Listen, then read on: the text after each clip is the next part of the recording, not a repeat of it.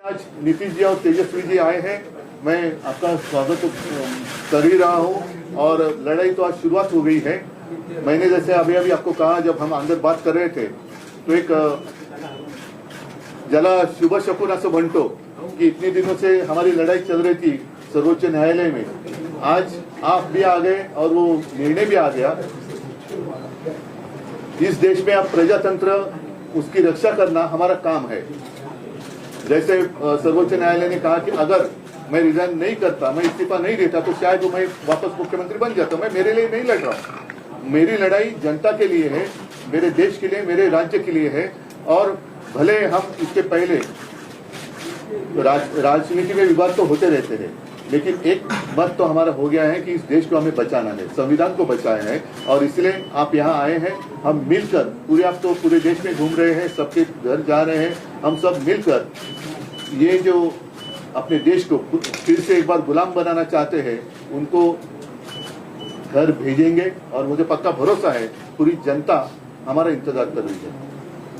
राजीनामा देने ही चूक झाली असं वाटतं का? जी बोलेंगे। तो आपने तो बात बता ही दिया है। हम सब लोग तो आए ही हुए हैं इनसे मिलने के लिए। बातचीत तो होती रहती थी, लेकिन ये तय था कि एक लोग आएंगे। इन्होंने आज ही का समय दिया और आज जो इनका मामला था, जिसके बारे में जानते ही हैं, इनके साथ जो अन्याय हुआ था, अब जिस तरह से जो फैसला आज आ गया तो बहुत अच्छा हुआ है। अब तो इन्होंने खुद ही बता ही दिया है। और किसी भी प्रकार से, एक तो आश्चर्य की बात है कि पार्टी के नाम को कैसे कोई बदल सकता है। तो इन सब चीजों को लेकर के तो हम लोग सब दिन तो अपनी बात अपना इनके साथ हम लोग रही हैं, लेकिन अभी जो हम लोग आए हुए हैं उसका मकसद इन्होंने बता दिया। हम लोग चाहते हैं कि पूरे देश में अधिक से अधिक पार्टियां एकजुट हों और मिल करके हम लोग लड़ेंगे।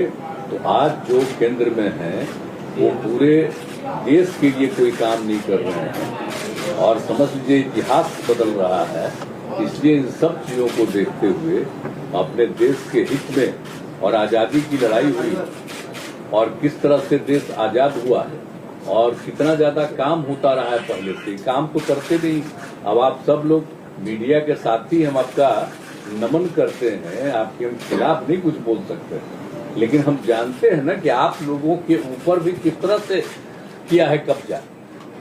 कि कोई बात तो थोड़ा बहुत आप कह दीजिएगा, लेकिन ज्यादातर वो लोग अपनी तरफ से विचार करवा रहे हैं। काम क्या कर रहे हैं देश में बताइए?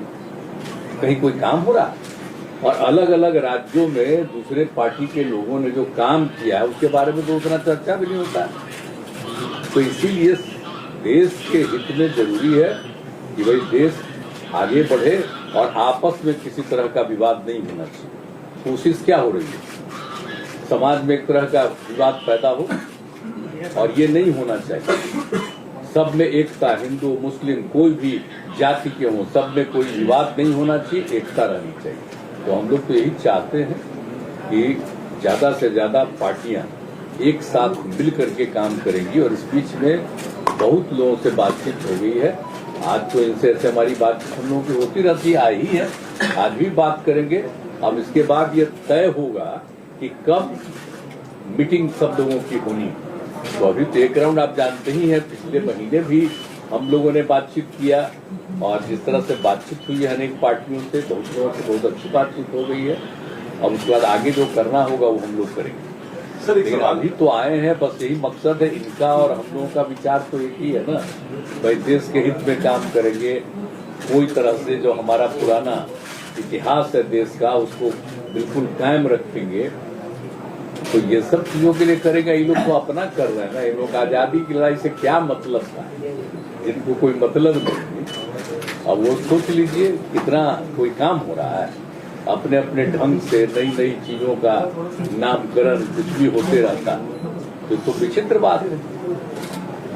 तो इसीलिए जरूरत इस बात की है कि एकदम पूरे देश को एकजुट करना है और आगे बढ़ाना है। तो अगर सभी लोग एकजुट होकर के करेंगे और उनका जब मुकाबला होगा अगले साल के चुनाव में, लोकसभा के चुनाव में, तो खूब अच्छी तरह से सफलता इधर मिलेगी और फिर देश सही दिशा में आगे बढ़ जाएगी। सर सवाल है, उसके दो पक्ष हैं। पहला पक्ष ये है, आपने कहा लड़ाई में अपने लिए नहीं लड़ रहा हूँ, मैं जनता के लिए लड़ रहा हूँ। मेरा सवाल यहाँ से इसके दो पक्ष ये है कि पहला तो ये कि क्या अगर आप उस वक्त इस्तीफा नहीं देते तो आज आपकी लड़ाई और ज्यादा मजबूत होकर उभर के सामने आती। पहला मैं मानता हूँ, देखो इसके जिस नजरिया से आप देखते हो, ठीक है, कानूनी तौर पर मैंने इस्तीफा दिया, शायद गलत हो सकता है, लेकिन नैतिकता अगर देखे तो जिन लोगों को मेरे पिताजी ने, मेरे पार्टी ने सब कुछ दिया, वो लोग उठकर मेरे ऊपर उंगलियां उठाए, तो उनके लिए मैं मेरा विश्वास या अविश्वास क्यों जताने की कोशिश करूं? तो ऐसे लोगों को अधिकार ही नहीं है मुझे सवाल पूछने का। जिन लोगों ने मेरे पार्टी से सब कुछ लिया और गद्दारी की, तो गद्दार लोग मेरे ऊपर अविश्वास लाए और उसका मैं सामना करूं, कैसे हो सकता है? ये तो गद्दार लोग हैं। आज तो कोर्ट ने कहा, और मतलब कोर्ट ने गद्दार नहीं कहा, लेकिन ये सारी बातें हैं। आज तो मतलब महाराष्ट्र में अब सरकार ही नहीं है।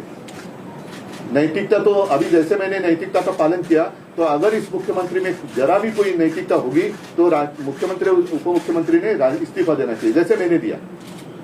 वो युवा यहाँ पर है, आदित्य हैं और तेजस्वी हैं, जिस लड़ाई की आप बात कर रहे हैं, जो मिलकर सामने आए हैं, इनमें इन दोनों का कितना अहम रोल और किस तरह से देखेंगे आप? अभी क्या रोल, अभी क्या वो सिनेमा या नाटक थोड़ी है कि रोल कैसे रहेगा, ये देखो ऐसा रोल रहेगा।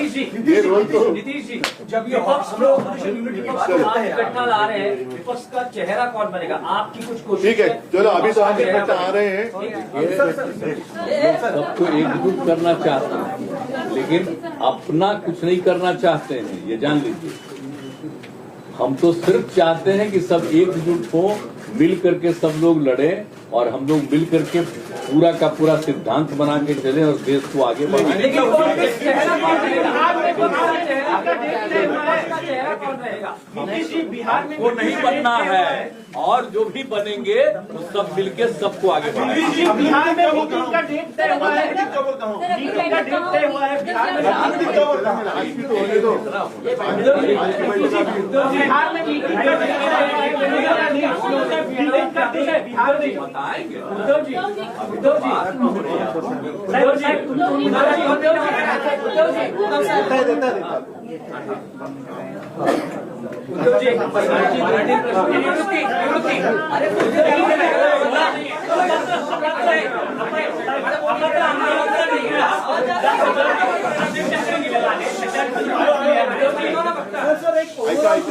सर्वोच्च न्यायालयाचा निर्णय आला आहे, त्यानंतर पुढे काय? आता तुम्ही जो एक प्रश्न विचारला, सर्वोच्च न्यायालयाने जे काय मला समजलेलं आहे त्यानुसार सांगितलेलं असं आहे की सर्वोच्च न्यायालय याच्या बाबतीत निकाल देऊ शकतो, कारण त्यांचा तो अधिकार आहे. परंतु त्यांनी त्या संस्थेचा एक आदर राखण्यासाठी हा निकाल किंवा हा निर्णय घेण्याचा अधिकार अध्यक्षांकडे जरी दिलेला असला तरी व्हीप पक्षादेश हा तो त्यावेळेला जो पक्ष होता म्हणजे माझी शिवसेना, त्या पक्षाचा पक्षादेशच चालणार आहे. त्याच्यामुळे हा सगळ्यात महत्वाचा निर्णय सुप्रीम कोर्टाने दिलेला आहे. त्याचबरोबरीने निवडणूक आयोगावरती सुद्धा ताशेरे मारलेले आहेत, राज्यपालांवरती ताशेरे ओढलेले आहेत. एकूणच हे चापकाचे फटकारे जर जे तिकडे खुर्चीत बसलेले आहेत ते निर्डावलेले नसले तर त्यांना पुरेसे आहेत आणि त्यानुसार आता तरी त्यांनी सुधारण्याची आवश्यकता आहे. नाही, उद्धवजी, स्ट्रेट प्रश्न आहे की मुख्यमंत्र्यांनी, विद्यमान मुख्यमंत्र्यांनी राजीनामा द्यावा नैतिकतेच्या आधार, अशी तुमची ठोस मागणी आहे का? जसं मी तुम्हाला म्हटलं की मी एक नैतिकता, मला असं वाटलं की ज्यानं सगळं काही देऊन सुद्धा हपापलेली लोक ही माझ्यावरती अविश्वास ठराव आणणार आणि त्यांच्या हपापलेपणानं मी पुरेसा पडू शकत नाही, कारण आणखीन काय देणार. तर अशा लोकांनी माझ्यावरती अविश्वास ठराव दाखवणं हे मला मंजूर नव्हतंच, ते मंजूर नाही, मी कदापि ते मान्य करणार नाही. म्हणून मी राजीनामा दिला. जसा मी एका क्षणाचाही विलंब न करता राजीनामा दिला, तसं एवढा आता सर्वोच्च न्यायालयाने फटके दिल्यानंतर जर थोडी तरी नैतिकता मुख्यमंत्र्यांच्या आणि उपमुख्यमंत्र्यांच्या अंगी शिल्लक असेल तर त्यांनी जसा मी राजीनामा दिला तसा राजीनामा द्यावा आणि निवडणुकीला सामोरं जावं. सुप्रीम कोर्टानं राज्यपालांना फटका दिला आहे, कारण त्यांनी जे निर्णय घेतलेले आहेत ते शिक्षण चुकीचं असलेलं म्हटलं आहे. त्यामुळे हे राज्यपाल म्हणजे स्वतःच्या घरचा चाकर असल्यासारखं वापरण्याची जी पद्धत सुरू झालेली आहे, ती पद्धत बघितल्यानंतर राज्यपाल यंत्रणाच आता शिल्लक ठेवावी की नाही हा प्रश्न आता सर्वोच्च न्यायालयाला आम्हाला, म्हणजे मला असं वाटतं, विचारायला पाहिजे की हे असंच जर का, कारण प्रत्येकाचे काम असतं ज्या सर्वोच्च न्यायालयाने केलं. तसंच जसं आता मीडिया असतो, नितीनजी जसं म्हणाले की काही गोष्टी तुम्ही लोकांसमोर आणल्या पाहिजे, तर 4 स्तंभ जे म्हणतो हे 4 स्तंभ मजबूत पाहिजेत. त्याच्यापैकी जर का एका स्तंभाला वाढवी लागली असेल तर त्या स्तंभाचं रिपेअरिंग हे करणं गरजेचं आहे. पण आता महत्वाचा मुद्दा हा आहे की राज्यपाल महोदय तेव्हाचे जे काय होते त्यांनी इकडे जे न करू करायचं ते म्हणजे करायला नको ते करून गेले. आता गेल्यानंतर त्यांना सजा काय? कारण असं जर का होत राहिलं तर तेव्हाचे राज्यपाल 12 वाजून जातील आणि घरी जाऊन मग म्हणतील हे तो संत आदमी आहे. करायचं काय? विधानसभा अध्यक्ष ठरवणार आहे. नाही अजिबात नाही. अपात्रतेचा निर्णय हा त्यांना ठरवायचा आहे. पण जे मी समजलं त्याच्याप्रमाणे त्यांनी फुटीरांचा व्हीप नामंजूर केलेला आहे सर्वोच्च न्यायालयाने. त्याच्यामुळे माझ्या शिवसेनेचाच व्हीप लागू होणार. यांच्यावरही कारवाई झाली पाहिजे असं तुमचं म्हणणं आहे का? बिलकुल आहे. कारण नाहीतर ही प्रथा आणि हा पायंडा पडेल की त्यावेळेला राज्यपाल म्हणजे नाही तर राज्यपाल काय? राज्यपाल ही संस्था म्हटल्यानंतर ती काय कॉम्प्युटर नाहीये. त्या व्यक्तीच्या जर का त्याच्या मर्जीप्रमाणे ती यंत्रणा चालायला लागली तर त्या व्यक्तीला किंवा काय जाब हा विचारला गेला पाहिजे.